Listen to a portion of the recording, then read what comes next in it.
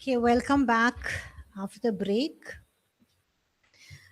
Just before we went for the break, we were studying Titus chapter 2, and we are looking at verses 9 to 10, where Paul is exhorting the bond servants. He's talking to the bond servants on how they need to live. Okay, so he gives 5 ways that slaves were to relate to their masters, whether their masters are Christian or pagan masters. Okay, the same behavior needs to be shown. Okay, so when we look at this, we think, okay, we are not slaves, but we can be employees. Okay, and we also need to exhibit these character qualities. What is the first one?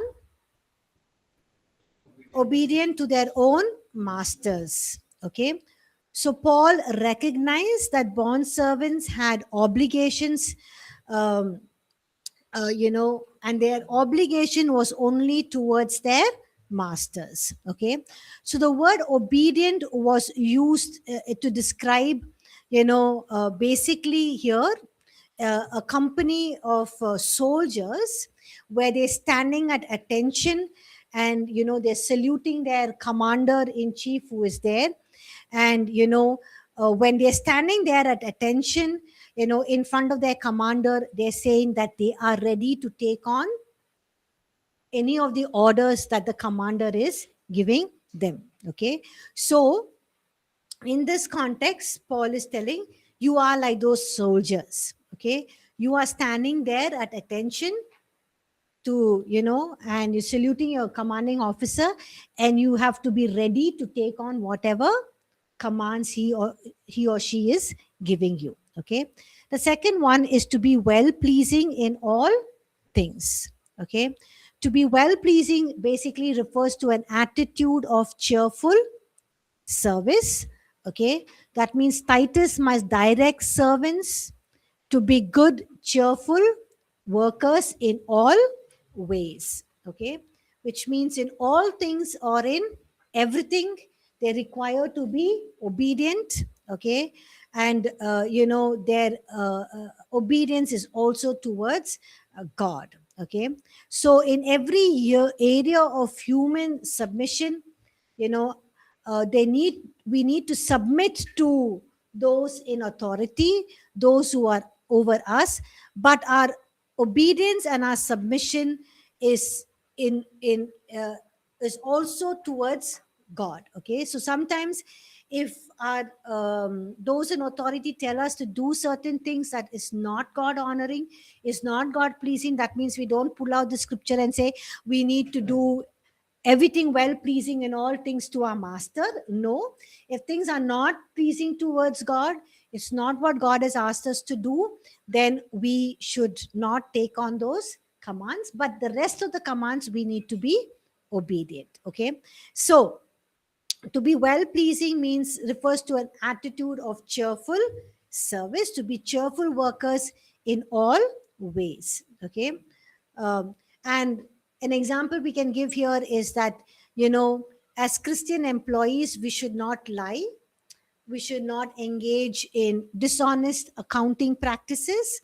Okay, just to please an employer, just to get promotion, just to move up the ladder of success, we should not do things that are dishonoring to God, like lying or engaging in dishonest accounting practices. Okay, but as long as it does not involve our disobedience to God, okay, to those areas we need to subject to the employer. If our employer is asking us, or our master is asking us to do certain things which is right in God's sight as well, we need to be quick to submit and to obey. Okay, then he says some slaves have been, he's writing this because he's saying that some slaves have been, tempted to slack off and not be diligent, because they think their master is a Christian, their master is a believer, and so they think, okay, we're all brothers in Christ. So even if I don't do this, he should understand, he should not shout at me, he should not pull me up, he should not take me to task, but that should not be our attitude. Okay, so we looked at it even in First Timothy chapter 6 verse 2, where Paul says if slaves had believing masters, they should serve them. Look at what First Timothy chapter 6 verse 2 says. We studied about this in First Timothy chapter 6 as well. Can somebody read it, please? First Timothy chapter 6 verse 2.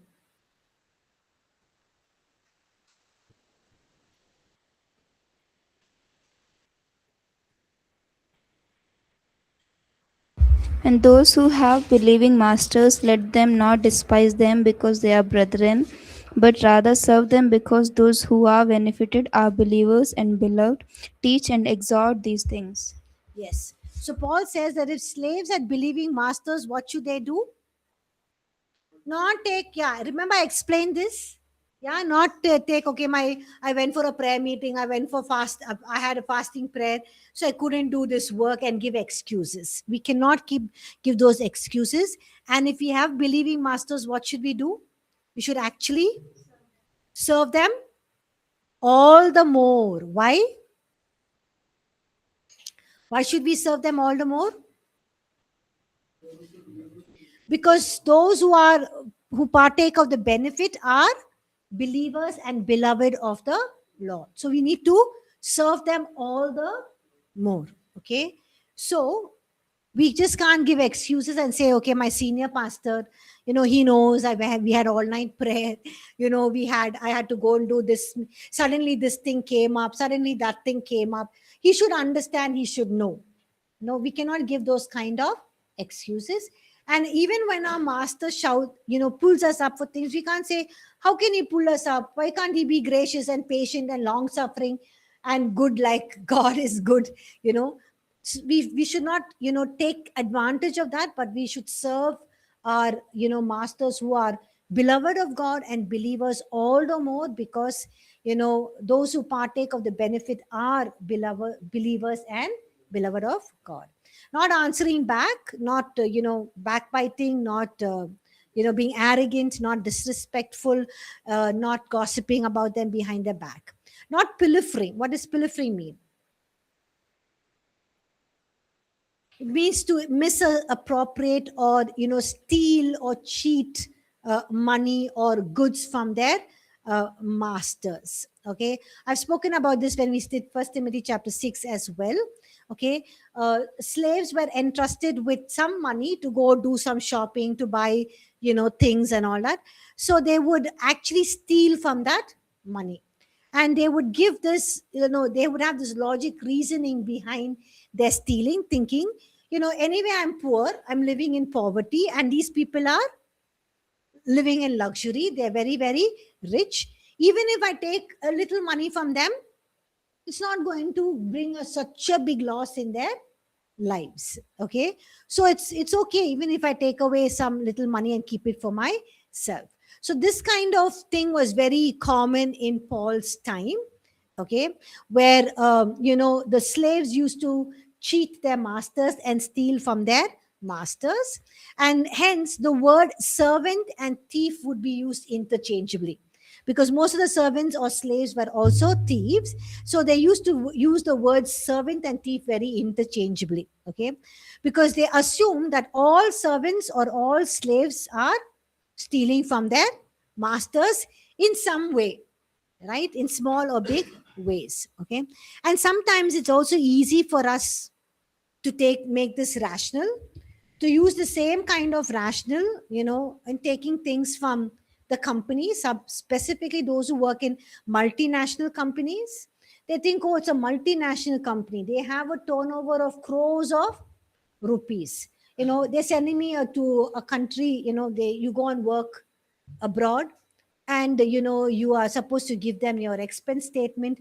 You can do a lot of misappropriating of funds in those expense statements. Okay, you can use it to buy things for yourself and lavishly spend on yourself and say, I use this for travel, for food, for water, for this and that, right? And it can become also so much, and like that, when we are also working for churches. Big churches have a lot of money. So it's what if I just take the rickshaw, or instead of taking the rickshaw, I take the cab, AC cab. So what? You know, so we need to know that, specifically when we're working in church setup, also in the multinational, but more specifically in church setup, that it is tithe money, right? It's not just church money which they're having, so much of money people just give. It's tithe money that people are giving. And tithe money is given to whom? The Lord, right? And we are accountable to God for that tithe money. I remember once in children's church, we had a program and for children's church, and we had got this Shamiana guys to come and put the Shamiana and all that. And they were bugging me for tips. They want so much of extra money for tips, and they've already put in the bill, they have put tips. So I said, it's all, I didn't give them the tips. So one of our church members who's part of the children's church ministry team, he said, Serena, you're being very stingy. You're not giving them tips. What is there if you give tips? So then I had to tell them, it's not about giving them tips, but it's already there.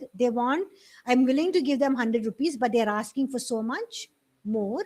And I told them, I cannot just keep throwing church money. This is not, money that we can just lavishly throw. This is tithe money, right? And I'm accountable to God. I'm accountable to God how I spend it.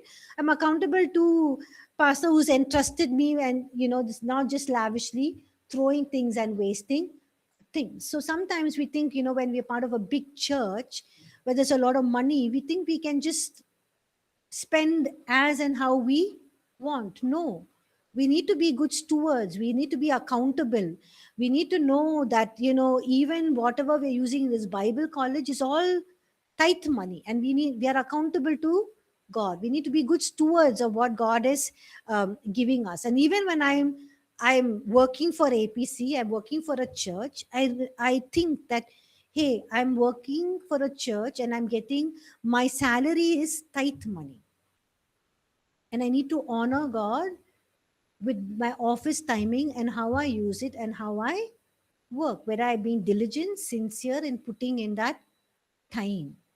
My employer might not be looking at me 24/7 and keeping a camera to check what I'm doing, but there is a God who's 24/7, his eyes are on me, right? And I'm getting that tithe money. I need to be so much more careful in how I work, with diligence, sincerity, doing my best, being a good steward of what has been entrusted to me, and multiplying that, because God is looking for that. Okay, so we can use all kind of rational thinking. It's a rich church, we can spend, we can buy, and lavishly spend, but we need to remember that it is the money that is being given to God, and that is the money that we are spending. That means it belongs to God, right? We cannot steal from God because he watches us. Okay. And then it says, fifth one, but showing all good fidelity. Fidelity means what? Showing, showing is, is manifesting in act. We what we think is showing, shows in the actions that we do. Okay. So he says all good fidelity means all good possible way. So this word fidelity in Greek means faithfulness, or being obliging in faithfulness.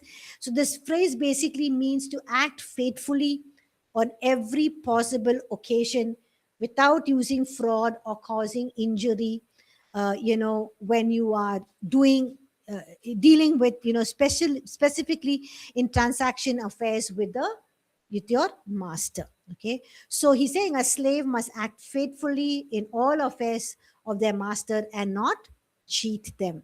Okay, so why is Paul mentioning all of these things? Why do you think Paul is mentioning all of these things to these slaves? Come on, think. Why is Paul writing all this to the slaves? Where's the mic? Should not take things for granted, and they're accountable to God and to the masters. Not for granted being accountable. But why do you think he's writing all this to the believer slaves?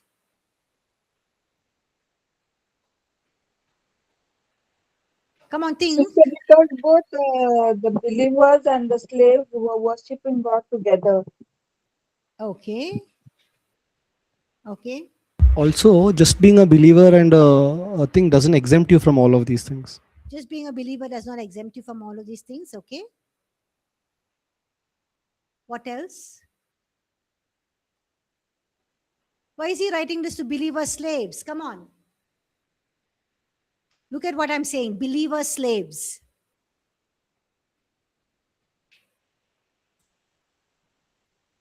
Give it to Nelson, please.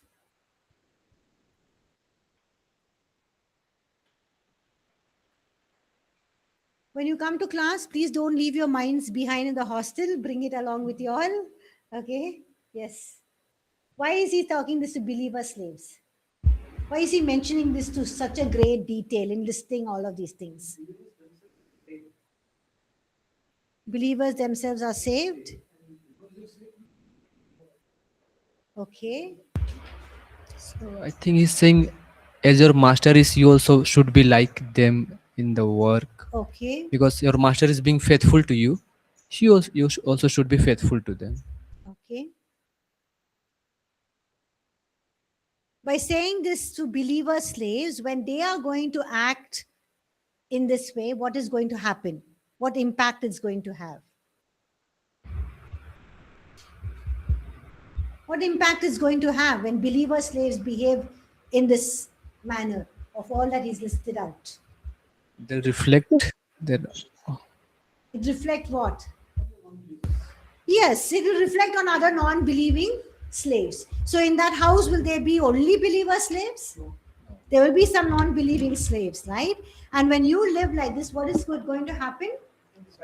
It's going to impact them, and they're coming to the knowledge of the truth, and they're coming to know about the gospel of Jesus Christ. Okay, so Paul is mentioning all of these things so that believer slaves will stand out from the rest of them.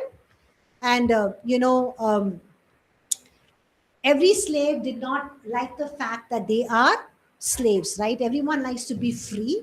Okay, so we see that they used to fight back and show an attitude, or they used to have a bad temper, or they used to bad mood, and they would sometimes speak rudely or disrespectfully with their masters. They would steal, or they would try and get away from doing work that they have to do. But if slaves do not do these things, the result will be that other slaves would also see their lives and learn from their lives. And the result will be that they may adorn the doctrine of God as Savior in all things. Look at that. Okay. That is in verse 9 or 10. Not pilfering, but showing all good fidelity. Verse 10, that they may adorn the doctrine of God as Savior in all things. So what is Paul meaning to say? That they may adorn the doctrine of God as Savior in all things. It's very interesting. He uses this word adorn. The word adorn here is used of the setting of a jewel. Those who make necklaces and earrings and jewelry pieces, they arrange these precious jewels in such an unique, orderly way that will bring out the beauty of that stone or that gem, or the beauty of that stone or gem will be shown. So when they make these handcraft beautiful design neck pieces or ear pieces or bangles or rings, they put these jewels, they place them in such a beautiful creative way that will bring about the uniqueness of that gem or that stone, and the beauty of that gem or that stone will be shown, that will attract the eye of the person who is buying it. So in the same way, Paul says that these Christian slaves or servants should order their lives in such godly behavior so that the world will be attracted to the Savior. Just like that piece will attract people to buy it because of the way the gems are placed and how uniquely and beautifully. Their lives also should be such a beauty that, when others look at them, they'll be attracted to the Savior. Okay. So the life, ministry, and the saving work of God, our Savior, will be exhibited with all its beauty to the unbelieving world through our godly conduct. Okay. Now, often we think that, our words adorn the gospel. Yes, words are important, but it's also our lives. Our lives adorn. What is the meaning of adorn? Yeah, decorate. Yes. Adorn means decorate, makes look more beautiful, pretty, so adorn. Okay. So when you adorn yourselves with all of this jewelry and everything, you look even more beautiful. Okay. So we need to adorn our lives with all of these godly characters, not just by the words we use, but also the way that we live. So in this context, bond servants or slaves, were bought with money, and sometimes they're most of the times their masters used to treat them like animals. Okay, they did not give them even that due credibility that they are human beings. But Paul is saying, hey, even though I know you're treated like slaves, even though you're treated like animals, it's God's design for you that, even though you are lowly in position, even though you are, very low in your position in society, you have the potential to beautify God's truth in the way that you live. So beautiful, right? So Paul is saying, I know where is your position. Your position in society is equal to an animal. And the way some of your masters treat you is equal to an animal, or even worse than an animal. But look at how God has designed you. How has God designed you? Is God has designed you that even in your lowly position, you have the potential to beautify God's truth or God's, nature in the way that they live. So beautiful, right? So this means that we need to think about our behavior and our attitude, especially on the job. How will it make others think about the Savior that we profess to follow? So if our life is not an example of godliness, as Paul, speaks here, don't let anyone know that you are a Christian in your workplace, right? Because it will bring such a shame and disgrace to God if you're not an example of godliness. Because if we tell that we are Christians and we're not living godly lives, we will dishonor the name of Christ, and unbelievers will continue in their sin, and they will make, our lives as an excuse for their sin. Okay. Any questions so far? See how beautifully Paul talks and the words that he uses. I hope you are looking at those things, right? Yeah. Because I'm hoping all of you have carried your minds with you all, not left it outside. Okay. We'll continue. Any questions?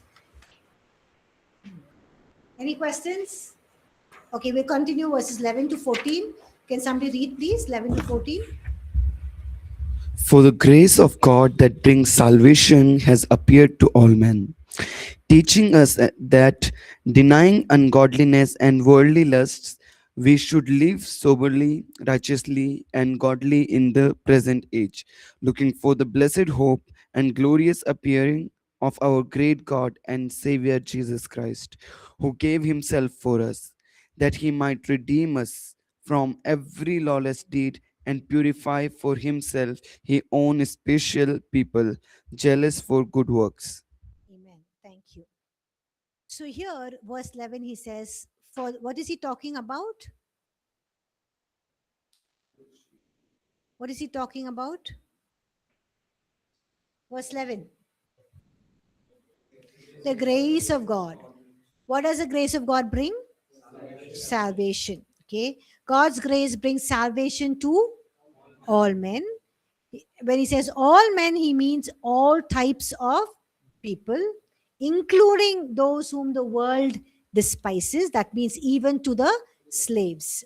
Okay, even to the slaves. And no one is beyond the reach of God's grace. Okay, so no one is beyond the reach of God's grace.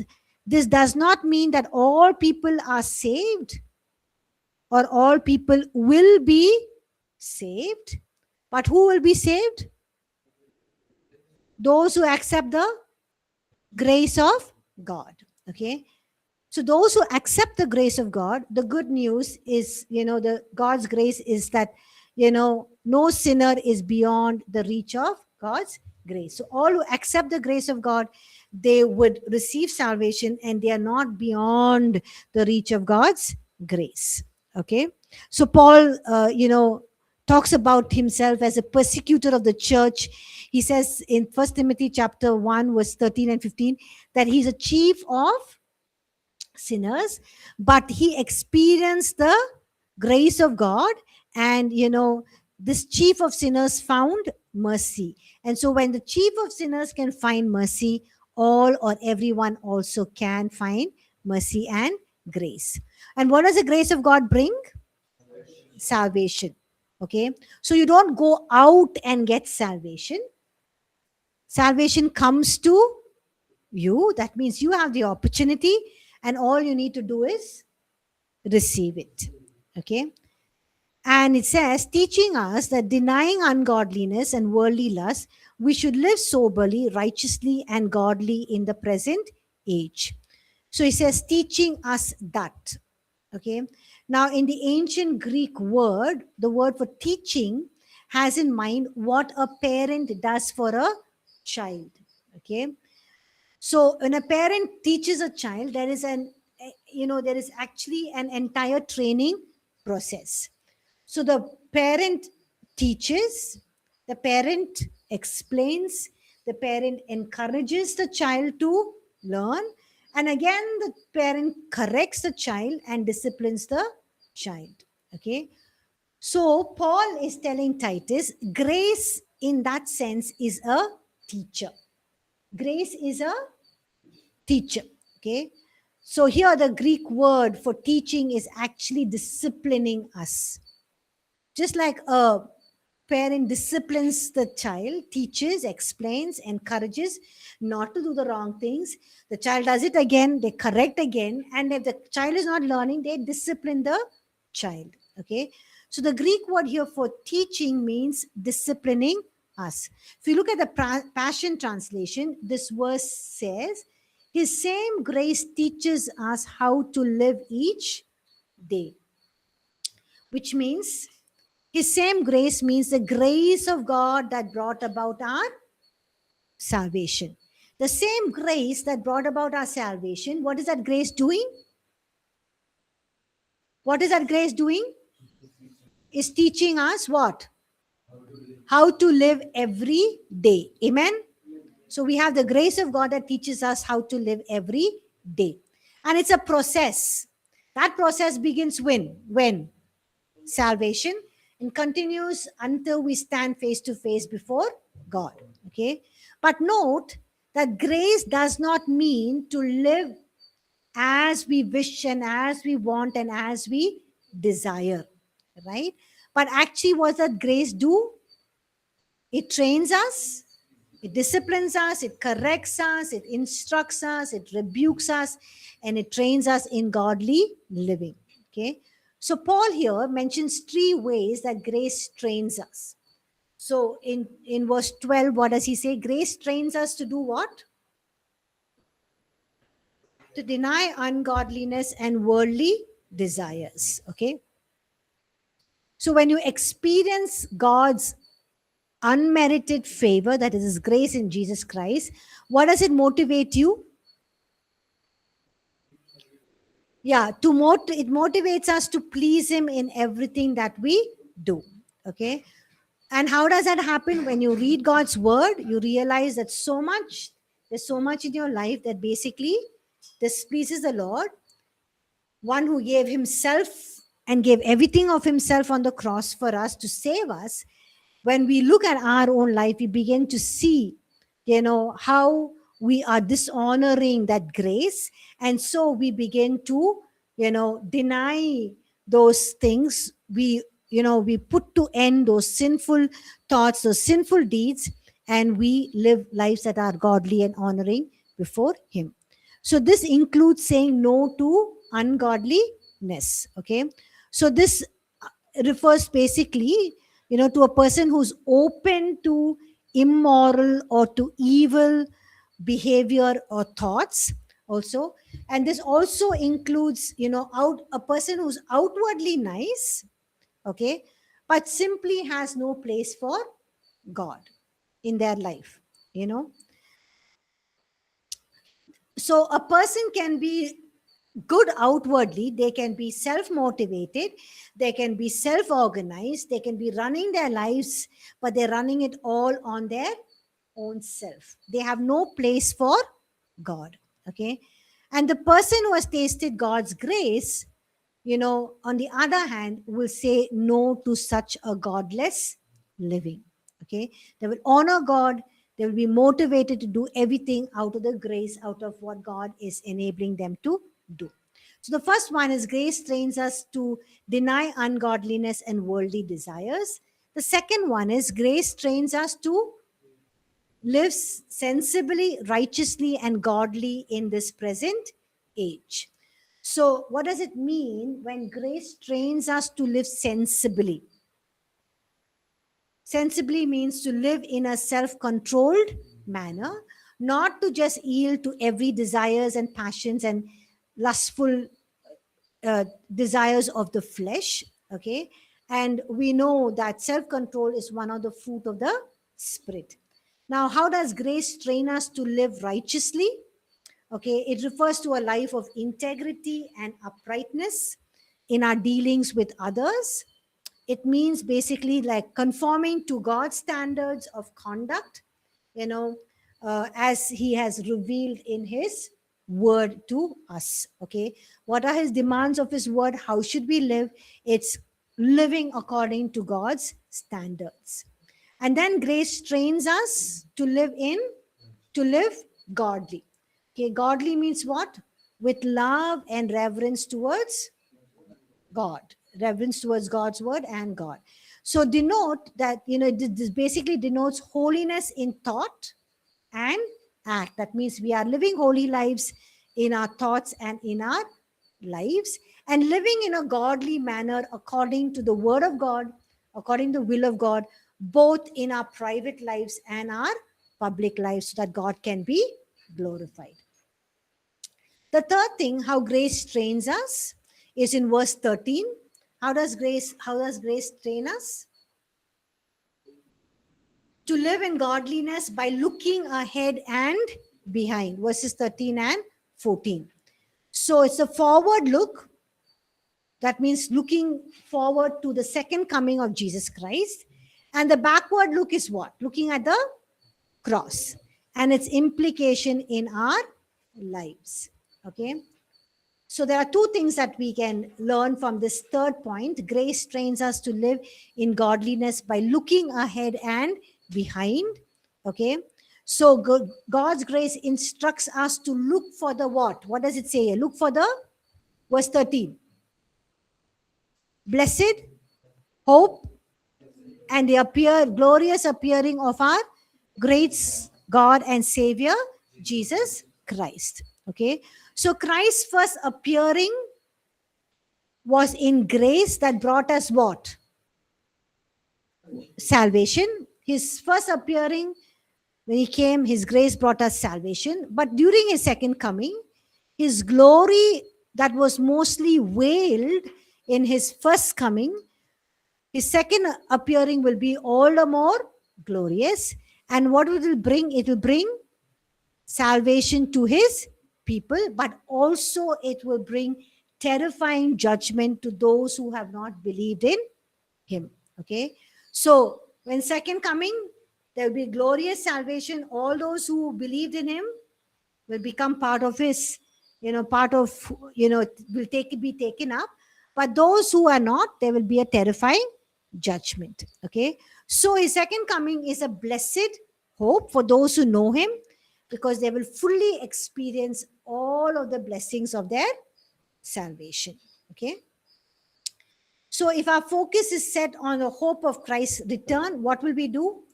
We will purify ourselves from all sin, like we read in 1 John chapter 3, verses 2 and 3.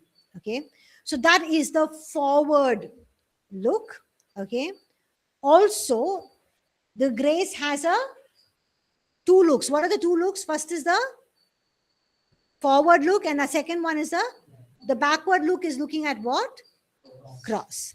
So looking back at the supreme demonstration of God's love, where do we see the supreme demonstration of God's love? On the cross, which redeemed us from sin, verse 14, and made us his own possession. So look at verse 14. It says, who? Who means here refers back to verse 13, is referring back to our great God and Savior, Jesus Christ, who gave himself up for us. Okay. So who gave himself for us? Jesus Christ. And he gave himself as a gift for us. Okay. And who did he give it for? Who did he give himself for? For us. Yes. So first Christ gave himself. Why did he give himself? So that he can redeem us. And again, the word redeem here is catching the attention of the slaves. So he's continuing, okay? He's catching the attention of the slaves in the church because slaves know that they were bought with a price, okay? And so in that context also, he says, before we met Christ, we were all slaves of whom? Sin and Satan. And Christ paid the redemption price. How? By his own blood, and he set us free from sin and Satan. And when he has set us free from sin and Satan, how can a believer go back into slavery for sin? Okay. And secondly, we see that Christ gave himself for whom? For us, so that he might do what? That he might do what? Huh? Purify. Yes, he might purify for himself a people or his own special people. So in verse 12 focuses on our need to purify ourselves. But in verse 14, it focuses on Christ purifying us through his blood. So verse 12, it talks about us purifying ourselves. And verse 14 is talking about Christ purifying us through his blood.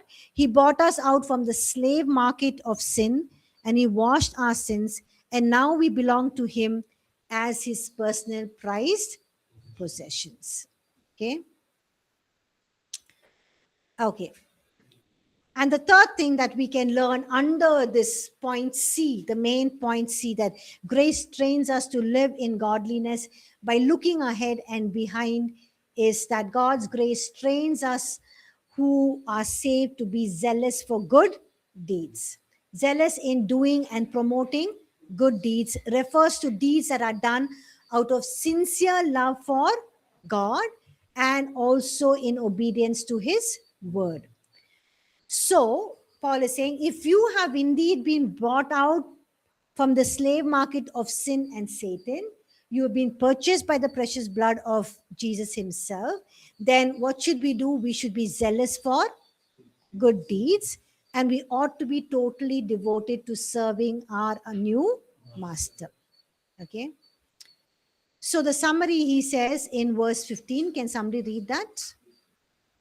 Speak these things, exhort and rebuke with all authority. Let no one despise you. Speak these things. Amen. Thank you. So Paul's words, he says, speak and exhort and reproof or rebuke. Okay. So it indicates that there are different approaches that are needed for different people. Okay. For some people, you just have to, all you need to do is just tell them. Okay. Tell them what is the right path, wrong path. Others, they need what? Strong exhortation. Strongly, they have to be exhorted, counseled, advised, encouraged. Okay. And others need to be convicted, or they need convicted of their sins, and or they need to be convinced that what they're doing is wrong. Okay. So there are different kind of people. So Paul is urging Timothy, hey Timothy, you teach, you exhort, you reprove, and that is what the apostle has just shared with him in verses 1 to 14. What is the meaning of exhort? The Greek word means, press in with much earnestness. That means, delivering the godly doctrine, you must urge people with earnestness that this is important, that they must heed it, they must listen to it. We must call people not to just be hearers, but doers of the word, that they may be blessed. Okay. And even interesting here to see this word exhort is a word that is related to the work of the Holy Spirit. The Holy Spirit is someone that comes, he's a parakletos. Parakletos means what? Para, along. Somebody who comes alongside with us to assist us, to help us, to guide us, to counsel us, to teach us, and to help us. So that is what the Holy Spirit does. He comes alongside. So here, the word exhort is actually related to the word of use for the Holy Spirit as someone who comes alongside for assistance. And the thought of coming alongside someone that is doing wrong, to assist them back to doing what is right. Amazing, right? So there may be a possibility of exhortation to those who know the truth, but they're not acting upon the truth. So sometimes we need to exhort them. Okay. Walk alongside them, build them, keep encouraging them, keep building them up. Rebuke means what? One who knows the truth but is acting against the truth. Okay. And we need to rebuke or attempt to bring that up for them to realize, what is their position, and they need to change their position. Okay. So it always also relates to convicting them or convincing them.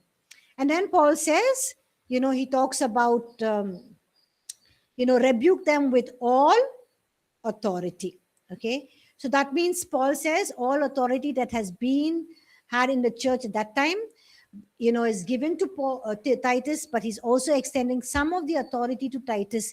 And he's saying, Titus, use every bit of the authority that you have to do all of these things that I have written to you. And then he closes this part. He says, let no one despise you. That means Paul is telling Titus, let no one disregard you, which means Titus, be such a good example of godliness, be such an example of teaching the right doctrines, the sound doctrines, such a good example of doing good deeds that people will not be able to disregard what you're preaching, what you're teaching, what you're rebuking them, correcting them, exhorting them, because they know that your life backs up whatever you're teaching, correcting, rebuking, or training or exhorting them. Okay.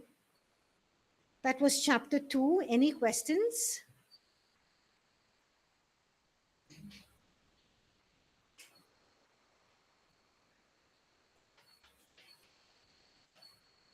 Any questions?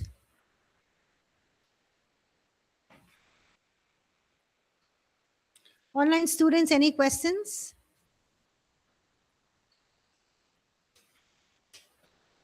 Yes. Put Mike Nelson. In verse 10, there is a C under a bracket. What does that mean? Sorry? There is a C inside the bracket. What does it mean? Can you show me the notes?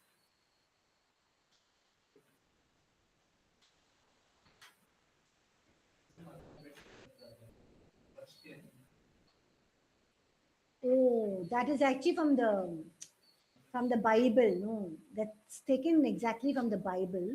So the C in a bracket or the D in a bracket will be some side reference or some side note that they'll be giving. So if you look at the Bible, you'll have some side notes or side reference that you can look to understand that word. Parallel verse, yes.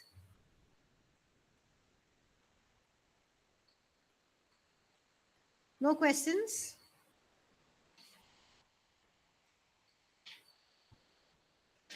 Okay, if there are no questions, we'll stop here. We'll do chapter 3 next week. Okay. Okay. Thank you, everyone. Have a blessed day and a week ahead, and I'll see you next week. Thank you.